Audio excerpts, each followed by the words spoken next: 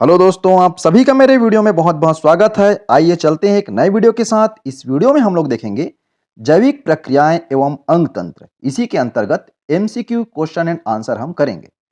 मेरा जो है आपसे वादा है दोस्तों, अगर ये वीडियो अगर आप देखते हैं तो जैविक प्रक्रियाएं के अंतर्गत जो पाचन तंत्र है, परिवहन तंत्र है, श्वसन तंत्र, उत्सर्जन तंत्र है, इन सभी से अगर कोई प्रश्न आते हैं तो आप आसानी से बना लेंगे।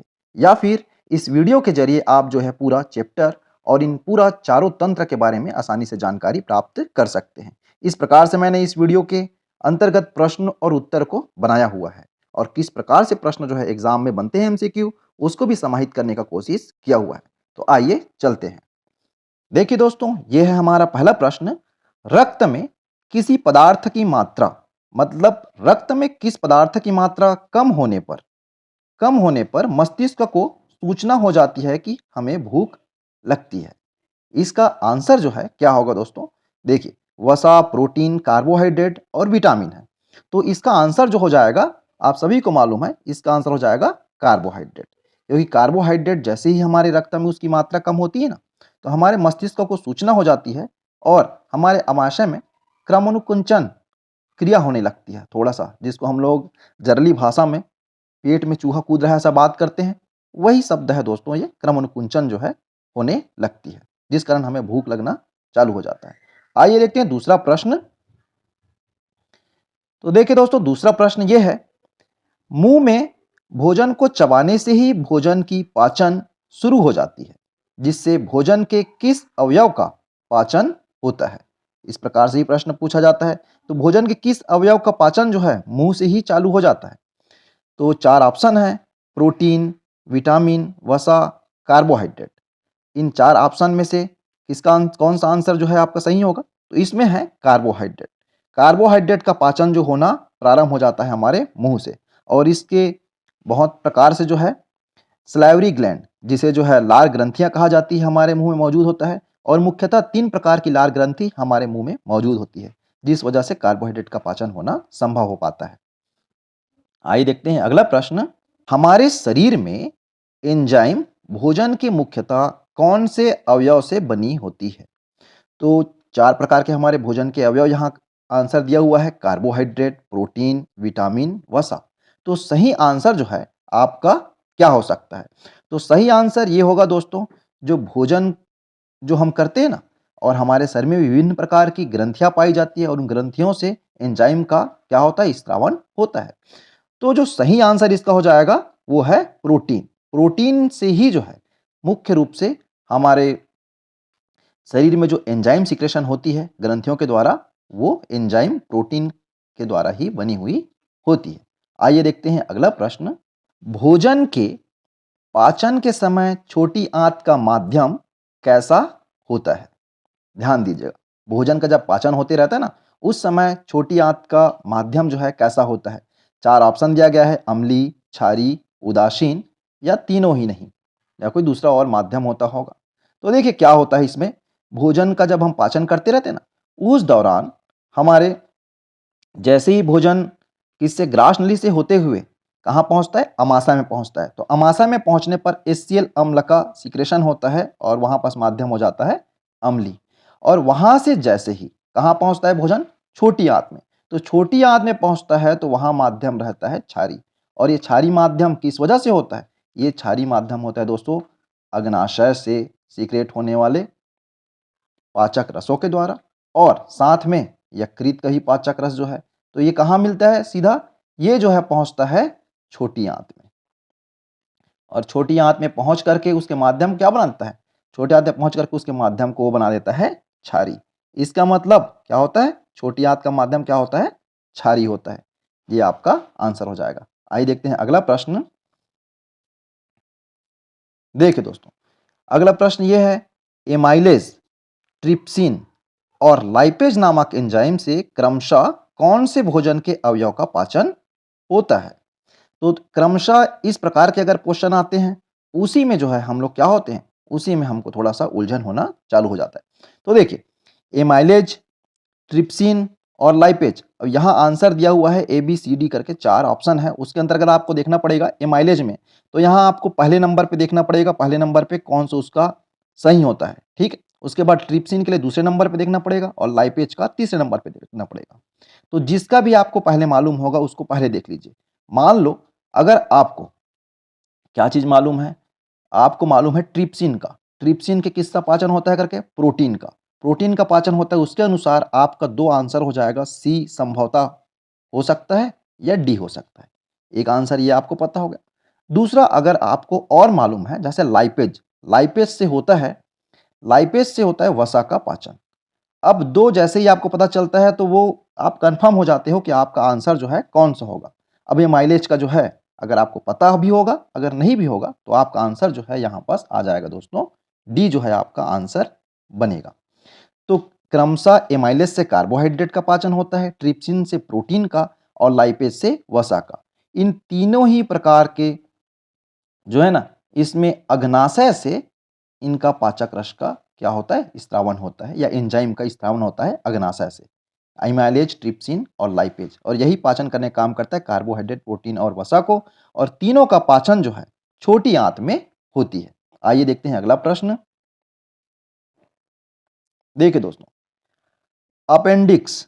तो अपेंडिक्स जो है एक अवशेषीय अंग है। आप सभी जानते हैं अपेंडिक्स का कार्य जो है वर्तमान में नहीं होता हमारे, है ना, पाचन अंग में, परंतु बड़ी आंत में पाई जाती है, इसको जानते हैं, जिसके पूर्व में संभवतः किस अवयव का पाचन होता रहा होगा।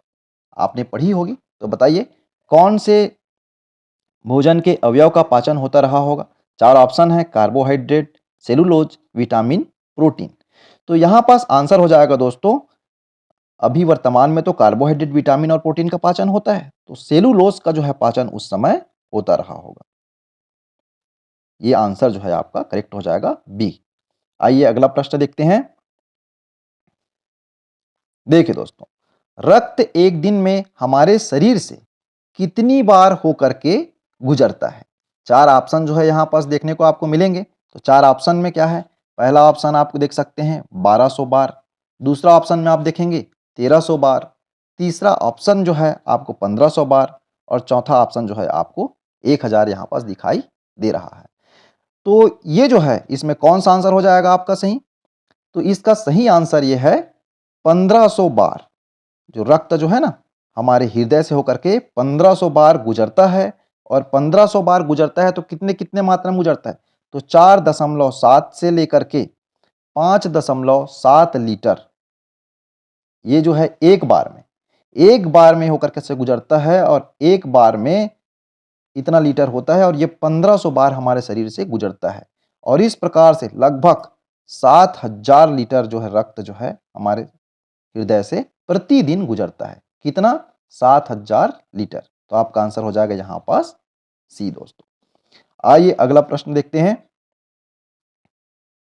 देखिए, कौन से सीरा में ऑक्सीजन युक्त रक्त एवं कौन से धमनी में बिना ऑक्सीजन के रक्त बहता है। ध्यान दीजिएगा, यहां पर चार ऑप्शन है, सभी सीरा एवं धमनी में, दूसरा है फुफ्फुस सिरा एवं धमनी में, तीसरा किसी में भी नहीं, और चौथा है सभी सिरा और धमनी में।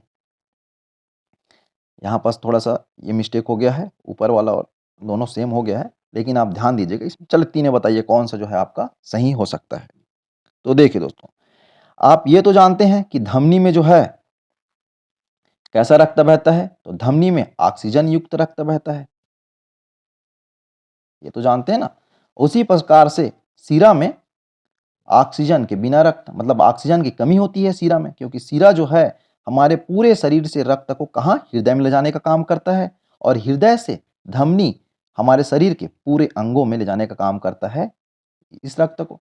तो देखिए, परंतु क्या होता है, ऑक्सीजन युक्त रक्त कहाँ पास बहता है, ऑक्सीजन युक्त रक्त जो है बहता है फुफ्फुस सीरा में दोस्तों। ये फुफ्फुस सीरा जो होता है ना, वो फेफड़ों से जो है रक्त को हृदय में ले जाने का काम करता है।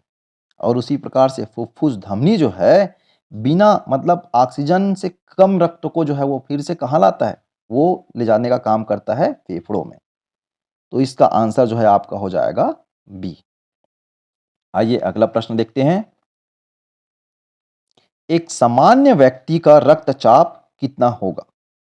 तो कितना हो सकता है एक सामान्य व्यक्ति का रक्तचाप? ये बहुत सरल आंसर है और इम्पोर्टेंट भी है ना? एक सामान्य व्यक्ति का रक्तचाप कितना हो सकता है? बीपी से जो है ना डॉक्टर के पास जाते हैं हम, तो डॉक्टर सबसे पहली वही नापता है ना? कलाई में जो है फिट करता है, आपने देखा होगा। तो 4 ऑप्शन है, न्यूनतम 80, अधिकतम 120, न्यूनतम 90, अधिकतम 110, न्यूनतम 100 और अधिकतम 120, न्यूनतम 70 और अधिकतम 100। तो क्या बताया जा रहा है? एक सामान्य व्यक्ति का रक्तचाप कितना हो सकता है?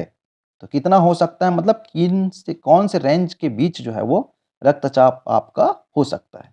तो इसका आंसर हो जाएगा दोस्तों ए। एक सामान्य व्यक्ति जो होता है ना, उसका रक्तचाप जो है 80 और अधिकतम 120 जो है होता है। न्यूनतम रेंज उसका 80 है और अधिकतम रेंज 120 है। आइए चलते हैं अगले प्रश्न की ओर। देखिए दोस्तों, किसी स्थान मतलब हमारे शरीर का कोई भी स्थान हो, किसी स्थान के कट जाने पर उस जगह का रक्त का थक्का किस कोशिका से जमता है? तो हमारे शरीर में रक्त का थक्का जमना चालू हो जाता है ना? तो कौन से कोशिका की वजह से हमारे शरीर में रक्त का थक्का जमता है? तो देखिए 4 ऑप्शन दिया गया है। सामान्य प्रकार की कोशिकाएं, प्लेटलेट्स, डब्ल्यूबीसी और आरबीसी। तो हमारे रक्त का जैसे कहीं पास चोट लग जाती है आपको और वहां से खून बहना चालू हो जाता है, तो वो खून जो है आप देखते हैं थोड़ी से 1-2 मिनट बहने के बाद वो जमने लगता है। तो कौन सी कोशिका की वजह से जो है वो जमता है? तो रक्त में जो है विभिन्न एक विशेष प्रकार की कोशिका पाई जाती है, प्लेटलेट्स। इसी प्लेटलेट्स की वजह से जो है हमारे रक्त का थक्का जमना चालू हो जाता है दोस्तों। और देखिए, आपने पढ़ा होगा तो विटामिन वाले सेक्शन में आपने पढ़ा होगा, विटामिन के जो होता है ना, विटामिन के यही इसके लिए उत्तरदायी होता है। ठीक है? विटामिन के की कमी से जो है प्लेटलेट्स जो है ना अपना काम सही तरीके से नहीं करता है। तो विटामिन के का कमी जो है नहीं होना चाहिए दोस्तों। ठीक? या फिर ये कहें विटामिन के की कमी से हीमोफीलिया रोग हो जाता है और हीमोफीलिया रोग होता है, उससे क्या होता है? रक्त नहीं जम पाता है शरीर में हमारे। ठीक है? हीमोफीलिया। आइए देखते हैं अगला प्रश्न। देखिए, कूपिकाएँ क्या होती है? तो कूपिकाएँ छोटा-छोटा जो है कूप के समान संरचना जो है, कूपिकाएँ कहाँ रहती है? कहाँ आपने जो है नामकरण में पढ़ा होगा? तो देखिए, रोम छिद्र हमारे शरीर का ये बोला जा रहा है रोम छिद्र जो है, उसी को बोला जा रहा है। तो कूपिकाएँ क्या होती है? तो रोम छिद्र को कूपिका कहते हैं, या फेफड़ों में श्वास नली की बारीक संरचना होती है, या नाक की नसा द्वार को कूपिका कहा जाता है, या डायफ्राम को कहा जाता है। तो यहाँ पास इसका जो है सटीक आंसर है फेफड़ों में श्वास नली की बारीक संरचना। तो फेफड़ों में आपने देखा होगा जो श्वास नली जो होता है वो किस प्रकार से फेफड़े में जाकर के एकदम छोटे-छोटी संरचना इस प्रकार से जो है आपको बनी हुई दिखाई पड़ती होगी, जिसमें आपने देखा होगा इस प्रकार की संरचना जो है, जहाँ से एकदम महीन संरचना जो होती है, ठीक है? वही कहलाता है दोस्तों कूपिका कहलाता है, ठीक? तो ये होती है फेफड़ों में श्वास नली की बारीक संरचना को कहा जाता है कूपिका। आइए देखते हैं अगला प्रश्न। तो देखिए दोस्तों, फेफड़ों में अधिकतम कितनी हवा भरी रह सकती है? तो कितनी लीटर जो है हवा हमारे फेफड़ों में भरी रह सकती है अधिकतम? तो इसका 4 ऑप्शन है, 5 से 7 लीटर, 4 से 6 लीटर, 3 से 5 लीटर और 1.5 मतलब 1.5 लीटर से 2.5 लीटर। इसका आंसर जो हो जाएगा आपका, वो हो जाएगा 4 से 6 लीटर हवा। तो हम जब साँस लेते हैं, तो अधिकतम हवा हमारे फेफड़ों में 4 से 6 लीटर भरी रह सकती है, ठीक है? उसी प्रकार से आप देखेंगे 1.5 से 2.5 मतलब 1.5 लीटर से 2.5 लीटर हवा जो है, अगर कोई व्यक्ति बेहोश भी हो गया है, साँस भी नहीं ले रहा है ना? या साँस अपना पूरा छोड़ दिया है, तब भी एक सामान्य अवस्था में उन व्यक्ति के फेफड़ों में 1.5 लीटर से 2.5 लीटर हवा जो है हमेशा भरी हुई रहती है। परंतु यह वर्तमान में अधिकतम की बात हो रही है, तो ये ऑप्शन आपका सही हो जाएगा बी, 4 से 6 लीटर हवा जो है फेफड़ों में भरी हुई रहती है। आइए देखते हैं अगला प्रश्न। देखिए, किसी व्यक्ति का मतलब कोई व्यक्ति है, किसी व्यक्ति का एक फेफड़ा खराब हो जाने पर जीवित रहना संभव है या नहीं? इस प्रकार से भी प्रश्न जो है आप बन पाएँगे, ठीक है, परीक्षा में। 4 ऑप्शन है देखिए, संभव नहीं है, संभव नहीं है मतलब इस प्रकार से रहना संभव नहीं है। दूसरा, एक फेफड़े से भी काम चल सकती है। दूसरा क्या बताया जा रहा है? एक फेफड़े से भी काम चल सकती है। तत्काल मृत्यु हो जाएगी। तत्काल क्या हो जाता है, मृत्यु हो सकती है। और चौथा है कोई फर्क नहीं पड़ेगा। इस प्रकार से थोड़ा सा सोचने वाला प्रश्न जो है ना कभी कभी एग्जाम में पूछा जाता है और हमको ऐसा लगते रहता है यार इसका दो आंसर सही हो सकता है। ठीक है, तो इसका जो है मेन आंसर यही होगा आपको। एक है, एक फेफड़े से भी काम जो है चल सकती है। एक फेफड़े से जो है काम चल सकता है। जैसे हमारे शरीर में किडनी होता है, दो किडनी। एक किडनी खराब हो जाने पर एक किडनी से आपका काम चल सकता है, लेकिन आप पहले के जैसे तो स्वस्थ नहीं रहेंगे ना। उसी प्रकार से है, एक फेफड़े से भी काम चल सकती है। बताया जाता है एक फेफड़ा खराब होने पर दूसरा फेफड़ा जो है अपना आकार में थोड़ा सा वृद्धि कर लेता है और दूसरे फेफड़े का काम को भी वो क्या करता है, संभालने लगता है। ठीक है, तो एक फेफड़े से भी काम चल सकती है, लेकिन आप स्वस्थ पहले जैसे तो नहीं रहेंगे। तो इस वजह से जो आंसर है डी, वो सही नहीं होगा। कोई फर्क नहीं पड़ेगा ऐसा नहीं है, आपके स्वास्थ्य में थोड़ा सा तो फर्क पड़ेगा, है ना। जिस प्रकार से आप मेहनत का काम कर सकते थे, दौड़ भाग का काम कर सकते थे, वो अब आप नहीं कर पाएंगे, लेकिन आपका जीवन जो है एक फेफड़े से चल जाएगी। आइए देखते हैं अगला प्रश्न। देखिए दोस्तों, हमारे शरीर में ऊर्जा किस रूप में संचित रहती है। तो हमारे शरीर में जो है ऊर्जा जो है किस रूप में संचित रहती है। तो चार ऑप्शन है, एटीपी, ग्लूकोज, ऑक्सीजन और माइटोकॉन्ड्रिया। तो इसका कौन सा आंसर सही हो जाएगा आपका, ध्यान दीजिएगा। इसका कौन सा आंसर सही हो जाएगा, इसका आंसर हो जाएगा एटीपी। यही आंसर जो है इसका सही हो जाएगा दोस्तों। क्योंकि एटीपी का जो है फुल फॉर्म क्या होता है, एटीपी का फुल फॉर्म होता है एडेनोसिन, एडेनोसिन मैंने अपने बताया हुआ है वीडियो में ना, एडेनोसिन ट्राई फॉस्फेट, ये इसका आंसर होता है। और इसे जो है क्या कहा जाता है, इसे ऊर्जा मुद्रा भी कहा जाता है। ऊर्जा मुद्रा के नाम से भी इसे जाना जाता है।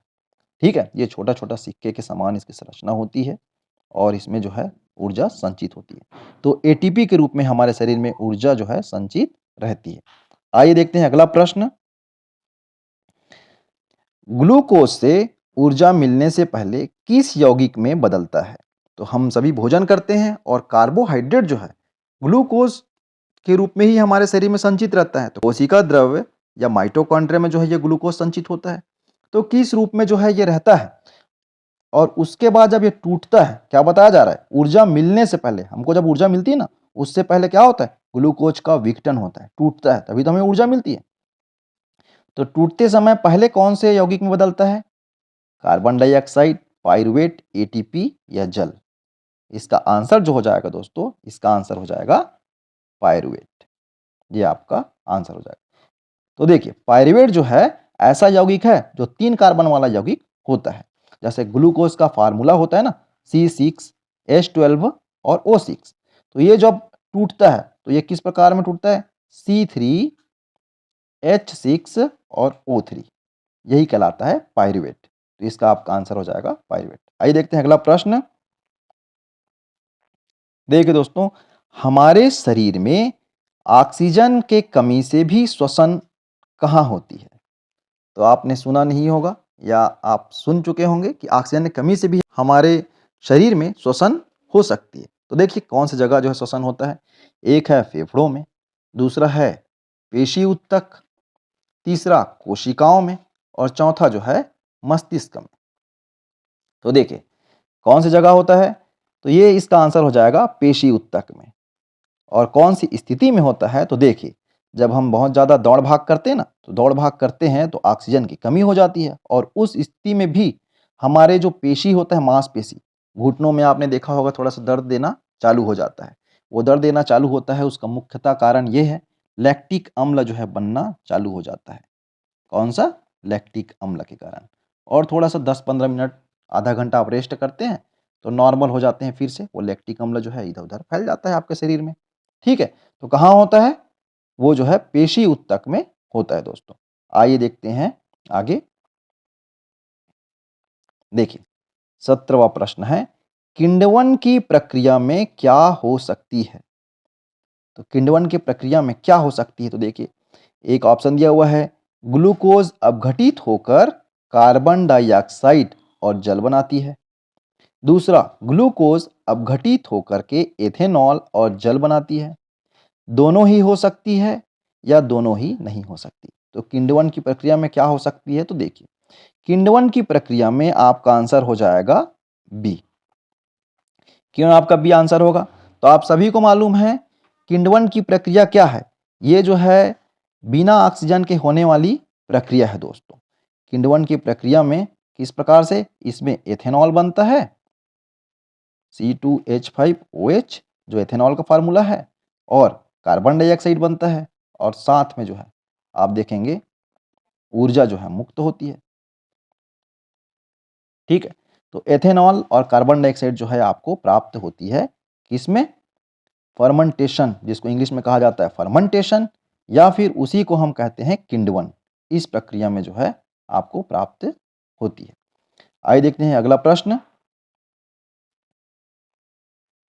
देखिए दोस्तों, प्रोटीन के अपघटन से हमारे शरीर में कौन से हानिकारक पदार्थ बनता है। तो प्रोटीन जो है हम विभिन्न प्रकार के जो है दालें हैं उनके द्वारा, जैसे भोज्य पदार्थ हम ग्रहण करते रहते हैं, खाते हैं तो हमारे शरीर में जनरली चले जाता है। तो प्रोटीन का जब अपघटन होता है, टूटता है, तो हमको ऊर्जा मिलती है। तो उन दौरान ऊर्जा मिलने के साथ साथ किस प्रकार के हानिकारक पदार्थ के भी हमारे शरीर के अंदर निर्माण हो जाता है। देखिए 4 ऑप्शन है इसमें, यूरिया एवं यूरिक अम्ल, ग्लूकोज एवं यूरिया, क्षार एवं ग्लूकोज, यूरिया एवं पानी। तो क्या हो जाएगा इसका ऑप्शन, इसका ऑप्शन जो हो जाएगा ए हो जाएगा दोस्तों, यूरिया एवं यूरिक अम्ल। यूरिया एवं यूरिक अम्ल का निर्माण जो है हमारे शरीर में होते रहता है जब हम प्रोटीन ग्रहण करते हैं। क्योंकि आप सोच रहे होंगे इसके आंसर जो है ग्लूकोज और यूरिया भी हो सकता है, क्षार एवं ग्लूकोज भी हो सकता है, और यूरिया मतलब 2 जगह यूरिया दिया हुआ है। तो यही जगह जो है आपको जब क्वेश्चन पूछा जाता है ना, तो घुमाने की कोशिश किया जाता है। आपके पास स्पष्ट और सटीक उत्तर उसका है यूरिया एवं यूरिक अम्ल, और आपको 4 ऑप्शन दिया गया है, तो उसी में लगाना है ना। इसी जगह हमको कन्फ्यूजन होना चालू हो जाता है कि यूरिया इसमें भी दिया है यार, इसमें भी दिया है, अब किस में लगाएँ? या फिर मन में कभी लगते रहता है यूरिया एवं पानी में लगा देते हैं, है ना? क्योंकि आप जान रहे हो यूरिन जो है हमारे निर्माण होते रहता है, तो पानी के थ्रू यूरिया जो निकलता होगा, लेकिन उससे भी सटीक उत्तर आपको दिया गया है यूरिया और यूरिक अम्ल। सबसे पहले यूरिक अम्ल बदलता है, मतलब यूरिक अम्ल बनता है प्रोटीन से, उसके बाद यूरिक अम्ल से बदल जाता है यूरिया में। तो दोनों प्रकार के पदार्थ का निर्माण होता है ना, तो इसका आंसर जो हो जाएगा आपका सटीक उत्तर हो जाएगा ए। आइए देखते हैं अगला प्रश्न। देखिए दोस्तों, किडनी, किडनी की क्रियात्मक एवं संरचनात्मक इकाई क्या है? तो आप सभी को मालूम है क्या है संरचनात्मक एवं क्रियात्मक इकाई। तो इसका जो है सही उत्तर है वृक्काणु। हिंदी में जो है शब्द थोड़ा सा लग रहा होगा, ये इंग्लिश के शब्द जो है ना नेफ्रॉन, मतलब नेफ्रॉन का ही हिंदी नाम है वृक्काणु। जिस प्रकार से किडनी को हम लोग कहते हैं वृक्क, ठीक है, तो इसका आंसर क्या हो जाएगा वृक्काणु। छोटे-छोटे जो वृक्काणु हैं, नेफ्रॉन है, उसी से मिलकर के किडनी जो है पूर्णतः बनी हुई होती है। और यही वृक्काणु जो नेफ्रॉन है, वो क्रियात्मक एवं संरचनात्मक इकाई होती है किडनी का। आइए देखते हैं अगला प्रश्न।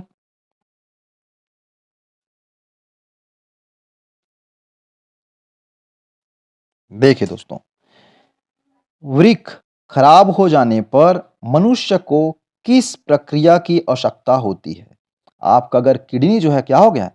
खराब हो गया है, तो किस प्रक्रिया के द्वारा जो है आपका जीवन चल सकता है? ठीक है? तो या किस प्रक्रिया के द्वारा आपका जीवन बच सकता है? ये समझने की कोशिश करिएगा। एक है ऑप्शन ए, रक्त चढ़ाना पड़ता है। आपका किडनी खराब हो गया तो आपको रक्त चढ़ाना पड़ेगा। दूसरा डायलिसिस की, तीसरा किडनी ट्रांसप्लांट की, और चौथा बी और सी। तो कौन-कौन सा जो है आपका हो सकता है? देखिए यहाँ पास ऑप्शन। तो यहाँ पास जो है आपका उत्तर हो जाएगा डी। क्यों डी हो जाएगा? क्योंकि एक तो है आपको डायलिसिस की आवश्यकता पड़ेगी हर महीने या 15 दिन में, बहुत ज़्यादा तरीके से खराब है तो 15-15 दिन में या महीने भर में वो डॉक्टर जो है आपका किडनी की स्थिति देख करके वो बताएँगे, उसी हिसाब से आपका इलाज चलेगा। ठीक है? या जिनका जो बीमार रहते हैं उनका इलाज चलता है। तो यहाँ पर एक तो ऑप्शन हो सकता है आपका किडनी ट्रांसप्लांट करना, और दूसरा हो सकता है डायलिसिस। तो यहाँ पास हमारे पास दिया गया है दोनों ऑप्शन बी और सी। तो यही जो है उसका हो सकता है दोस्तों। रक्त चढ़ाना, तो आप रक्त चढ़ा रहे हैं वो तो ठीक है, लेकिन उस रक्त को शुद्ध भी तो करना पड़ेगा। किडनी ही है जो आपके रक्त को शुद्ध करने का काम करता है। अपशिष्ट पदार्थों को निकालने का काम करता है। आपने किसी दूसरे व्यक्ति का रक्त जो है चढ़ा दिया, लेकिन शुद्ध तो करना पड़ेगा, पहले ही पल से बताया ना। क्योंकि जो है किडनी से 170 लीटर 170 लीटर रक्त जो है हमारे किडनी से होकर के प्रतिदिन गुजरता है, मतलब 170 लीटर रक्त की सफाई जो है प्रतिदिन होती है ना। तो डायलिसिस के द्वारा जो है तो ये होता है हीमोडायलिसिस, और हमारे किडनी जो है फ्री में डायलिसिस करने का काम करता है। ठीक है, तो ये दो ऑप्शन हो सकते हैं और उसी के अंतर्गत आपका आंसर हो जाएगा डी दोस्तों। आइए देखते हैं अगला प्रश्न। पौधे जड़ से किस ऊतक के मदद से जल को पत्तियों तक पहुंचाती है? तो चार ऑप्शन है, फ्लोयम, जाइलम, दोनों से ही, या लवण से पहुंचता है। तो ये लवण तो जो है ऊतक नहीं है। ठीक है, फ्लोयम और जाइलम जो है संवहन ऊतक है पौधों का। आपको जनरली याद होगा फ्लोयम और जाइलम दो संवहन ऊतक होते हैं, लेकिन यहाँ पूछा गया है पौधे जड़ से किस ऊतक के मदद से जल को पत्तियों तक पहुंचाती है? तो इसका जो है आंसर हो जाएगा जाइलम। ठीक है दोस्तों, अब इसको याद आपको कैसे रखना है? जाइलम शब्द जो है जल, जल शब्द से थोड़ा सा मेल खा रहा है ना, तो आपको इसी प्रकार से याद रखना है। जाइलम जो है जड़ से पत्तियों तक पहुंचाती है, और फ्लोयम फ्लोयम फ्लो करने का काम करती है। पत्ती में जो भोज्य पदार्थ जो निर्माण होता है ना, उनको जो है पौधों के प्रत्येक भागों में ले जाने का काम करती है फ्लोयम। तो इसका आंसर जो है क्या हो जाएगा? बी।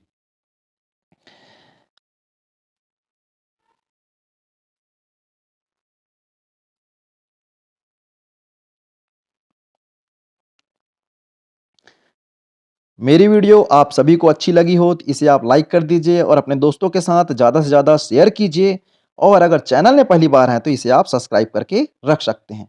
मेरे वीडियो देखने के लिए आप सभी को थैंक यू।